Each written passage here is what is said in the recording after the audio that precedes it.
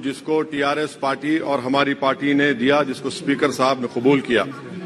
Sir, मैं 11 point आपके सामने रखूंगा जो मैं बताने की कोशिश करूंगा कि क्यों हम इस तहरीक अदम एतमाद की तायीद में और मोदी हुकूमत की मुखालिफत में खड़े हैं। सर, हालिया दिनों में हमारे मुल्क में ट्रेन में एक वर्दीपोश दहशतगर्द ने अपने सीनियर मीना साहब का कत्ल करने के बाद ट्रेन के कंपार्टमेंट में जाकर नाम पूछकर, चेहरे पर दाढ़ी देखकर, कपड़े देखकर उनको कत्ल कर दिया और उसके बाद उसने कहा कि इस देश में रहना है तो मोदी को वोट देना पड़ेगा।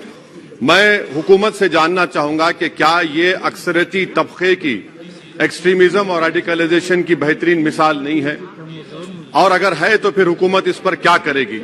सर, हमारे आइन में, संविधान में लिबर्टी ऑफ कॉन्शियस को लिखा गया, तमहीद में, यानी जमीर की आजादी का जिक्र किया गया है। मैं हुकूमत से और खास तौर से वजीर आजम से जानना चाहता हूं कि कहां गया इस हुकूमत का जमीर, कॉन्शियस जिसको अंग्रेजी में कहते हैं, जब नूह में 750 इमारतों को बगैर ड्यू प्रोसेस फॉलो किए उनके इमारतों को मुनज़्ज़म कर दिया गया, और इसलिए कि वो मुसलमान थे, पूरे के पूरे इलीगल थे। इसीलिए पंजाब की हाईकोर्ट, हरियाणा की हाईकोर्ट ने कहा कि ये एथनिक क्लेंसिंग है। इसकी एक बेहतरीन मिसाल है उस हुकूमत की। तीसरी है कि इस मुल्क में एक नफरत का माहौल, बल्कि एक आतिश को पैदा कर दिया गया, मुसलमानों के खिलाफ नफरत का माहौल। ये 9 साल का इनका ये कारनामा है। तीसरा सर, मणिपुर के ताल्लुक से कल बड़ा लंबा जवाब वजीर दाखिला ने दिया। सर, आसाम राइफल के ऊपर केस बुक हो जाता है, एफआईआर हो जाता है। क्या हो रहा है वहां पर? कहां गया आपका कॉन्शियस, कहां गया आपका जमीर, जब वहां की महिलाओं की अस्मत रेजी की जा रही है? और आप मुख्यमंत्री को नहीं हटाना चाहते इसलिए क्योंकि वो कोऑपरेट कर रहा है। सर, मैं हरियाणा और मणिपुर के वजीर आला के लिए, किसी शायर ने अच्छा कहा था कि कुर्सी है तुम्हारा ये जनाजा तो नहीं, कुछ कर नहीं सकते तो उतर क्यों नहीं जाते। आखिर कहां गया? उन ताबूतों में खो गया कि आपका कॉन्शियस, आपका जमीर, जहां पर 50,000 लोग बेघर हो गए, यानी 6 लाख हथियारों को लूटा जा रहा है। आखिर कौन सा आप इंचार्ज वहां पर हैं? सर, चौथा पॉइंट, हिजाब को एक मसला बना दिया गया और मुस्लिम बच्चों को तालीम से महरूम कर दिया गया। क्या ये आपका लिबर्टी ऑफ कॉन्शियंस है? कहां गया आपका जमीर? सर, अभी आपने फाइनेंस मिनिस्टर साहबा ने कहा, यहां पर डीएमके के मोहतरमा कनीमोजी ने महाभारत के द्रौपदी का जिक्र किया।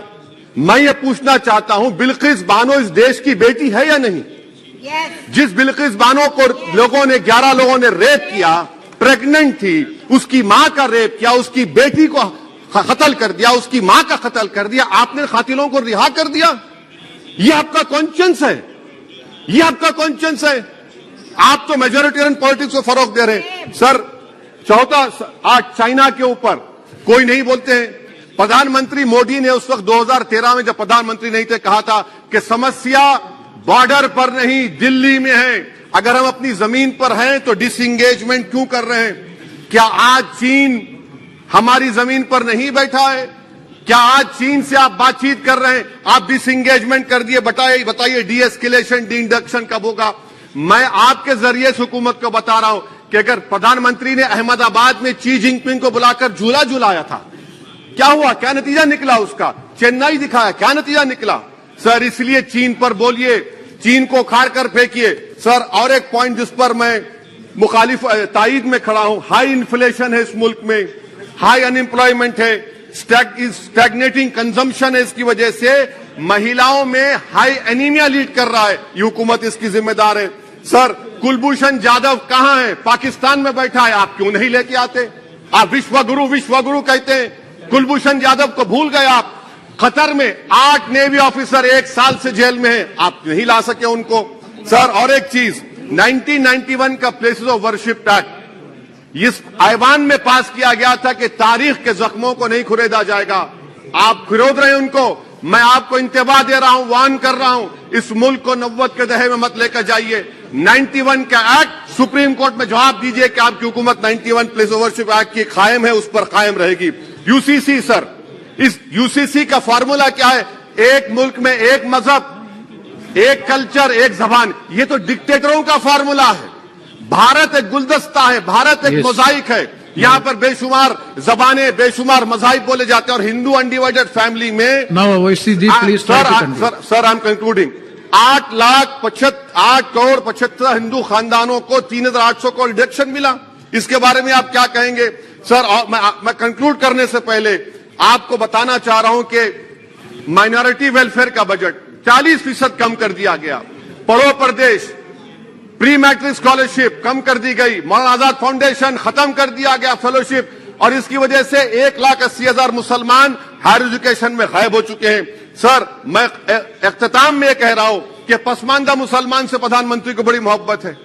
ये कौन सी आपकी मोहब्बत है पसमानदा, जो आपके पास एक मुसलमान मिनिस्टर नहीं है वहां पर?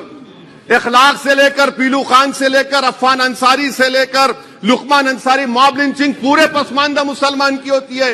पावरलूम बंद है, अंसारियों के कुरैश बरादरी का कारोबार बंद किया जाता है। स्पीकर सर, मैं कंक्लूजन में अभी कल हमारे होम मिनिस्टर ने कहा था क्विट इंडिया।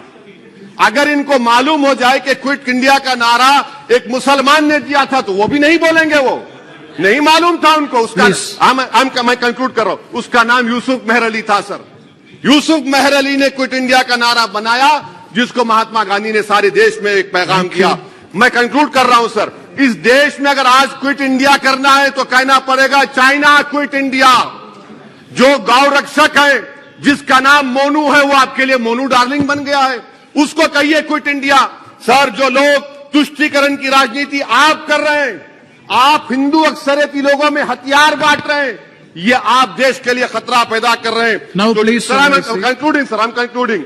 इसीलिए हम आपसे अपील कर रहे हैं कि हुकूमत से कह रहे हैं कि आप जो सियासत कर रहे हैं इससे नुकसान देश को होगा।